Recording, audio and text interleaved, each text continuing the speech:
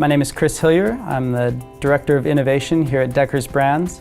We're really at the dawn of a new innovation within footwear design, which is switching to 3D. It sounds so funny because every other industry has been progressing into 3D over the last 20 or even 30 years. But apparel, which I would classify footwear to be a subcategory of, is really the last to employ it. Our products are so complicated and typically made from flat materials. So making a 3D model of a shoe or a shirt or a backpack gets really complicated. So the designers give us a design brief, which is basically a 2D drawing either done by hand or in Illustrator.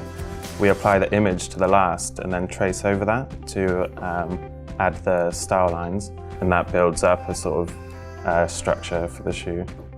What's really fun about today is that this software has come so far, and we're now designing shoes in 3D and being able to visualize these things up on screen right away. And that's where 3D printing comes in. 3D printing has really opened up the world where not only can we see them on screen, but we can actually hold that shoe. And people that have been in the industry forever, they said nothing will ever replace holding a shoe, and 3D printing allows us to do that. One of the great things about the ProJet 660 Pro is its full, spectrum of colors, and it can print gradients, and we can really create these visual, eye-catching, colorful shoes that are what we want and what we want to sell. The two big things that this really is taking advantage of is, one is time, right? So we're able to visualize a shoe in so much shorter period of time, cut off months and months from our development plan, and be able to see that shoe and make responses before it even goes to a manufacturer. Like almost every footwear company in the world, a lot of our development is done overseas, and these trips, they take a lot of time.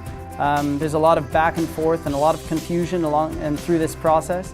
The 3D Systems ProJet 660 Pro printer has allowed us to create so much more transparency and have so much better communication with these manufacturers and really reduce our lead times tremendously.